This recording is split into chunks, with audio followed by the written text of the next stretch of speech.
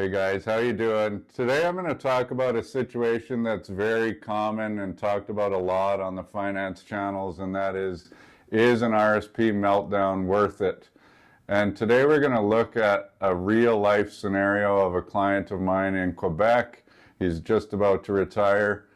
I asked him if I could talk about this, and he said, just make sure that everybody knows that I'm spending all the money I have on golf. And I was like, absolutely perfect. I've kind of changed some of the details a little bit just to see which one works and kind of get it down to like napkin math for you.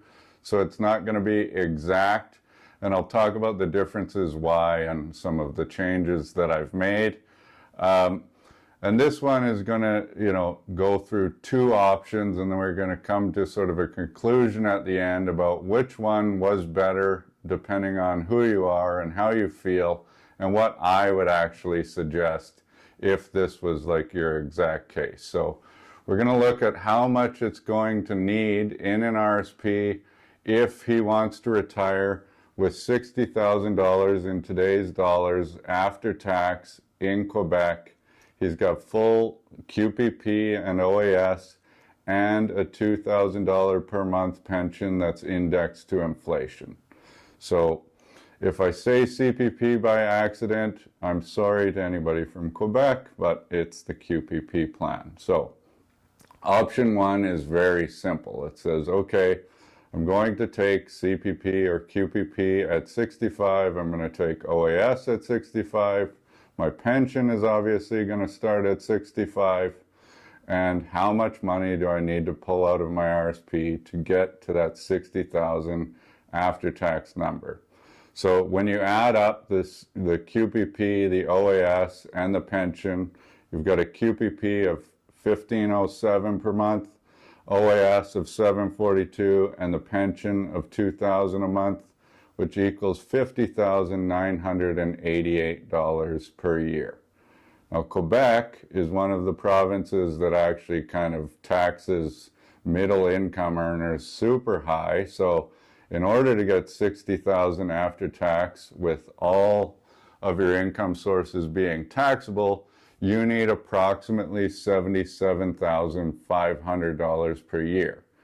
Now, just for comparison's sake, Quebec, Manitoba, and the Maritime provinces tax about this same rate, and Saskatchewan's somewhere in the middle, and then BC, Ontario, Alberta, and the territories tax quite a bit lower. So BC works out the best other than the territories. In order to get $60,000 after tax in BC, you'd need approximately $72,500. So you're paying like $5,000 more in tax in Quebec than BC for the exact same amount of income.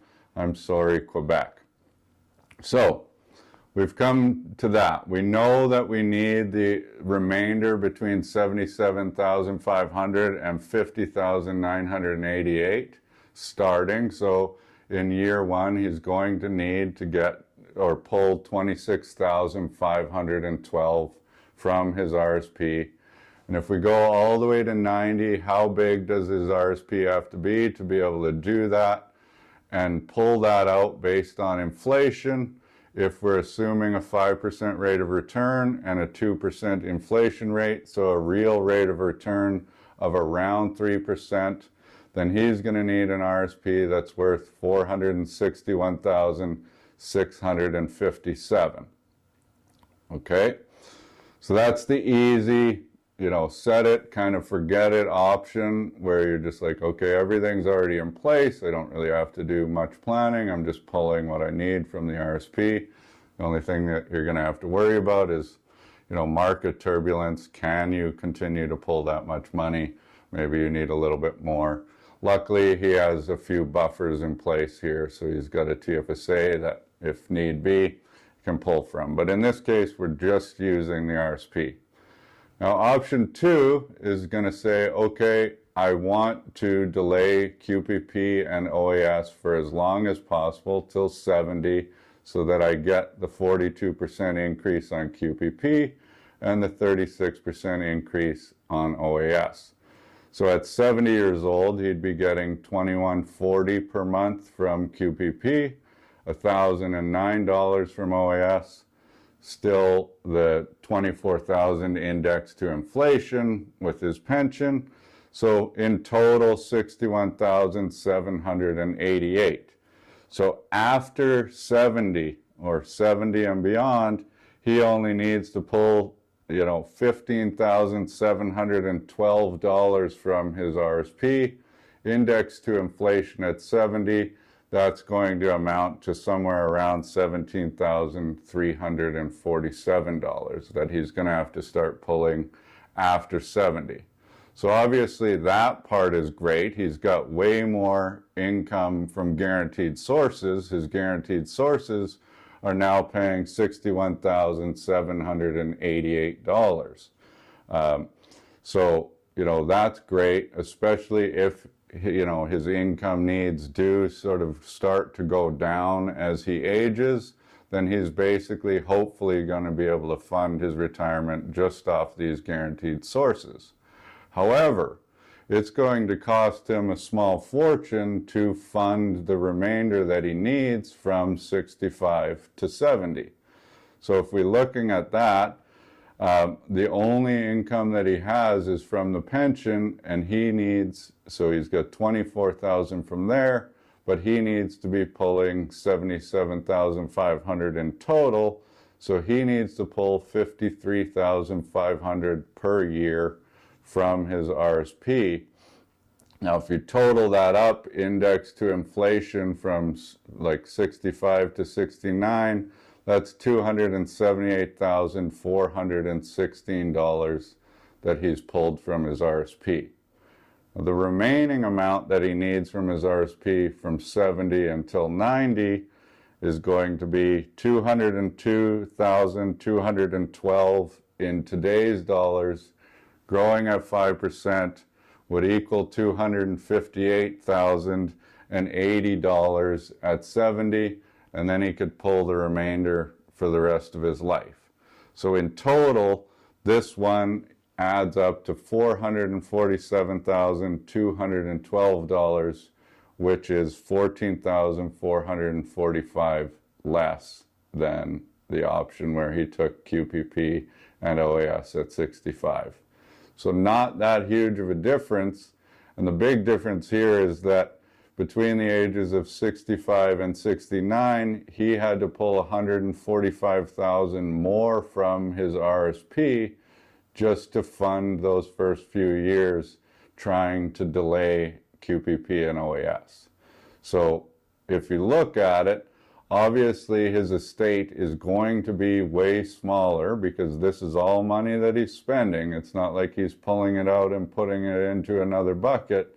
So his estate isn't going to equal or be in a better position doing this way until he's like 88 years old, when it would barely be worth anything anyway. So, one of the things that you've got to get around if you do want to delay these things, and this is the situation, is that you're going to have to watch your investments really dwindle really quickly over time. I mean, he's pulling over $50,000 out of a $450,000 account every year. That doesn't last very long at that pace. Are you going to be okay with doing that and seeing that number drop just so you can get, increased QPP or CPP and OAS in the future years?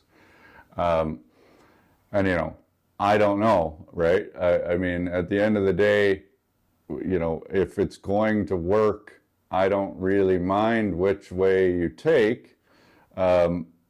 This one is sort of an interesting one where you're like, I don't really know if you want to be pulling that much money out of your accounts every year, because it doesn't really give you any room for error. And the other thing about the full-blown meltdown strategy is, if there's a big correction early on and you're having to pull out that big of a percentage of your RSP or your RIF in order to fund this, then it might not work. Like, you will not be able to rebound as easily as the situation where you're pulling a much smaller percentage every single year. So you would probably want to consider putting a lot of that money that you're pulling out in like extremely large circumstances into sort of a safety bucket, you know, a GIC ladder, a high interest savings account, maybe a portfolio that's more focused on fixed income, which is going to produce a lower long-term rate of return, but provide a little bit of safety. So if it was me, and this is just me, I really don't love when people come to us and they've been like, okay, I took, you know, CPP at 60 or whatever, and I'm going to take OAS at 65 and take it as soon as possible. Because when you run the math on those ones, you're like, I really wish you would have at least waited until 65, because we've got to make up such a big amount of difference based on you not having that guaranteed income for life. But I don't really mind anywhere in between 65 and 70. And sometimes there's a really good balance where you're like, you know what, I'm going to do it at 67 or 68 because, you know, I'm still going to get like a little bit of an enhancement where, you know, I'm getting, you know, 20% more than I would have if I would have taken it at 65, which is super helpful. But I also don't have to live until, you know, my late 80s or early 90s for this break-even point to come. So I find that if you find like a good middle ground and say, you know what, I'm going to delay a few years and then I'm going to take it, and then we can get into like the long-term, just sort of set it and forget it. This is exactly how it's going. Because once they all happen, there's not really that many decisions to make with financial planning. And you're just sort of going with the flow and hoping it lasts, and then dealing with any issues that come up with, you know, health or big expenses or whatever, or market turbulence. So anyway, hope that made sense. I know that's a lot of numbers. Thank you guys very much for watching, and we'll see you next week. Cheers.